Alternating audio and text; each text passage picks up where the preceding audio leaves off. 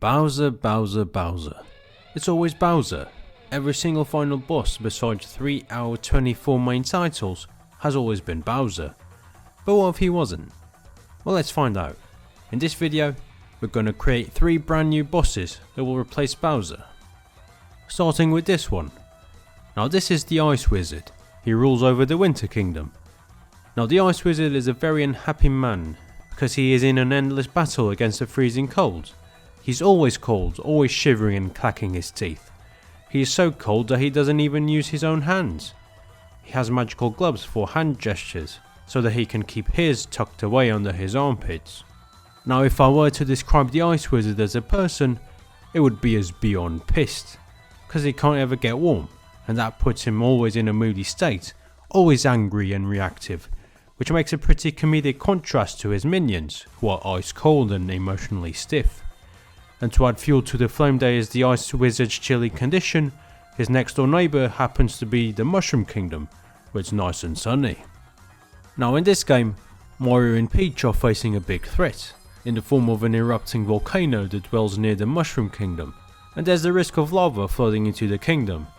And seeing this makes the Ice Wizard very angry, because he would gladly welcome some piping hot lava into his kingdom, anything to make him warm. And so right then and there, he decides that the Mushroom Kingdom do not value their warm climate, therefore they do not deserve their sunshine. And so, the Ice Wizard starts an invasion towards the Mushroom Kingdom, so that he can have the sunshine and the lava all to himself. With his powerful ice magic, he sends a blistering blizzard to engulf the whole Mushroom Kingdom, and kidnaps Princess Peach, as one would usually do in a Mario game. He banishes Mario to the Winter Kingdom, and uses Princess Peach as a hostage, so that if Mario would ever show his face in the Mushroom Kingdom, he would turn the princess into a popsicle. Now that's the premise, here's the gameplay. Mario will have to escape the Winter Kingdom to rescue the princess, and so as expected, he will travel through many cold themed levels. Here are some of them. You have your obvious ice and snowman levels, but you will also have your freezer level, your ice cream level, air conditioning level, cake frosting level, the hot chocolate level, and the blankets and jackets levels. Maybe even a Mount Everest level. Basically anything related to the cold. And after going through all of that, Mario will finally reach the Mushroom Kingdom to rescue the princess. But there, he will be confronted by the Ice Wizard's trusty giant polar bear, who will sniff Mario out, even with a disguise. Now you would think that the final level would be somewhere in the Mushroom Kingdom, but in fact, Mario will end up being eaten by the giant polar bear, and the final level will be inside his digestive tract. And this is where he will be confronting the Ice Wizard for the first time. Now the Ice Wizard's moveset will be a mix of ice and magician powers, so you'll have your giant gloves that will try and pancake Mario, ice spikes that will burst from the ground and follow Mario around, then the gloves will flick those ice spikes to hit Mario. The Ice Wizard will make a large ice range attack that will freeze the bear's insides, then the bear will feel cold and start to shiver, making the icicles drop on Mario, stuff like that. And Mario will try to flick the giant icicles at the Ice Wizard to stun and attack him. Eventually, the giant polar bear will get fed up of the fist fight happening in his tummy, and puke Mario out, commencing part 2 of the fight, which will basically be the same, but a bit faster and more difficult. And after defeating the Ice Wizard in combat, the Ice Wizard will go after the princess to make good on his promise.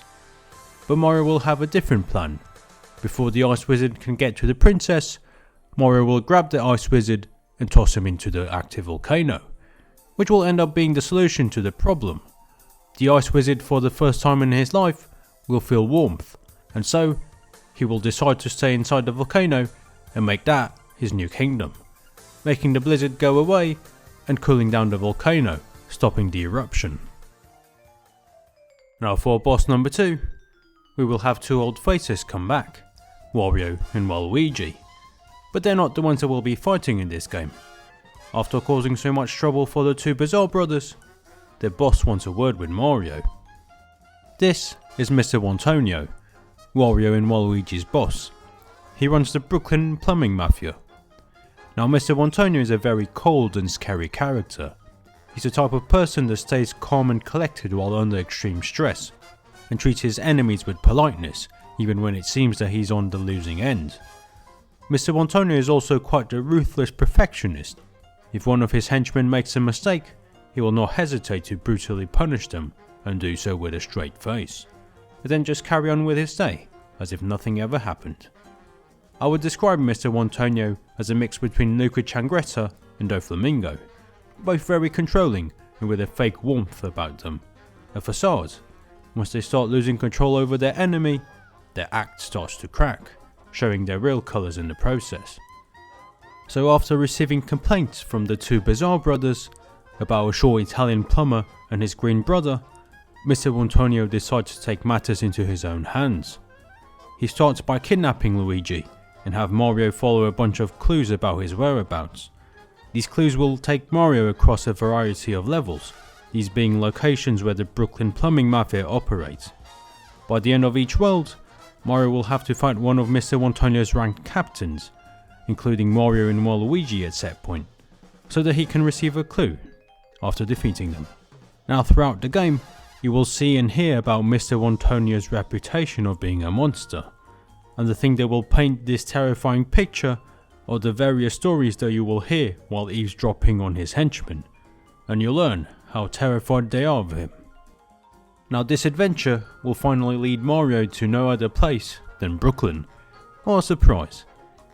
Here he will confront Mr. Wonio.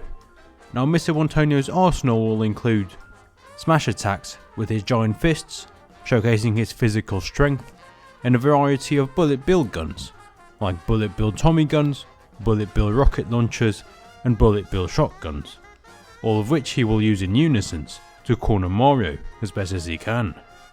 There will also be electrical traps spread across the battlefield, showcasing Mr. Wonio's strategic prowess. And lastly, in true villainous fashion, Mr. Wonio will be aided in battle by his henchmen, who will invade the battlefield and attack Mario.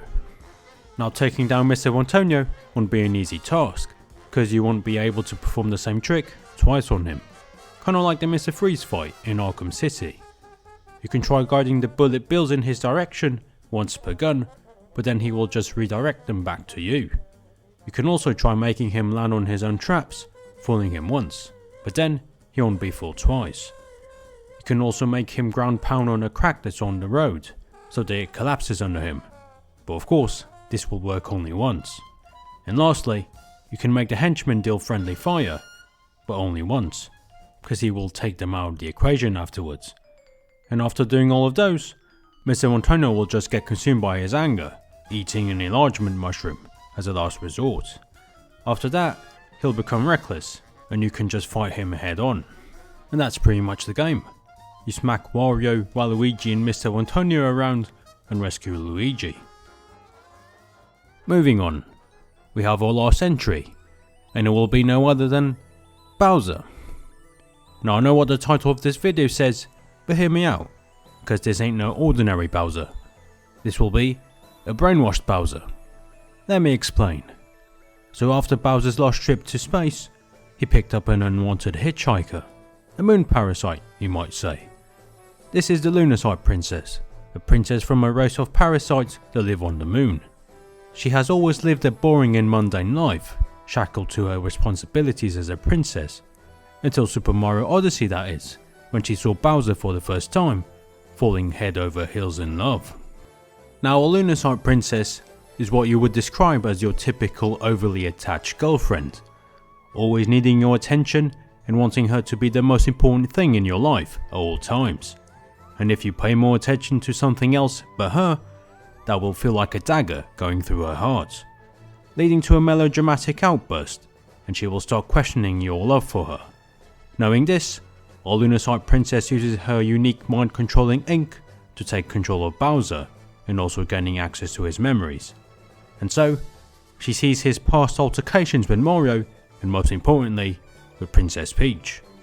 And this makes her feel an uncomfortable feeling that she has never felt before, and she feels like she needs to do something about it. And so, fueled by jealousy and a protective instinct, she plots to take revenge on Mario and his friends. So our Lunasite princess takes over Bowser's forces, even though some of them feel confused and don't see her as the one in charge. And this makes her very unstable, revealing her true nature. She becomes passive aggressive with the minions. Let me explain. First, she will ask the minions nicely to do something for her, but when she doesn't have her way, she becomes extremely aggressive, which comedically spooks the minions into obedience. And after that, she will simply go back to being sweet and nice, as if nothing ever happened, kind of like Hades or Boa Hancock, I guess. Now that we have a better understanding of her character, let's move on to the gameplay. Now Lunasite Princess kidnaps every single of Mario's friends, and invites Mario to come and rescue them at Bowser's castle. And so as usual, Mario goes from level to rescue his friends. But at the end of the first world, Piranha Plant Garden, he's attacked not by a boss, but by an old friend. Donkey Kong, nonetheless. And it is exactly what you're thinking of. In this game, Mario's friends have been brainwashed by the Lunasite Princess, and to free them, he will have to fight them. So after going through all of his friends, there's still one left to rescue, and it's no one other than Princess Peach, as usual. And here's where you will be facing the Lunasite Princess. You will start by fighting Bowser, and it will be what you would expect from a Bowser fight. Jumping stomps alongside fire attacks, nothing new. Now the real interesting fight starts after you defeat him, because after you defeat Bowser, you will be fighting the Lunasite Princess herself. So usually, Mario bosses are larger in size compared to Mario. But this is the Lunasite Princess. She doesn't want to look big in front of Bowser, even though he has no mind of his own at the moment. So instead of making herself bigger to fight Mario, she shrinks Mario down and then fights him. But being a princess, she has no fighting experience. So like with many things that she does, she uses her mind controlling ink, which not only has the capacity to control minds and read memories, but also can bring hallucinations to life. And so, that's what happens. Mario trips out and starts fighting a bunch of hallucinated obstacles and enemies, almost like a mini platform level, and by the end of each one, he has the chance to deal damage to the Lunasite Princess, and eventually, after a while, perhaps 4 waves, she gives up. And after she gives up, coincidentally, her people descend from the hole in the ceiling to take her back to the moon. And at that very moment, she falls head over heels again, this time for one of the gods that came to escort her. And so as quickly as she arrived, she left, as if nothing ever happened. Subscribe for more.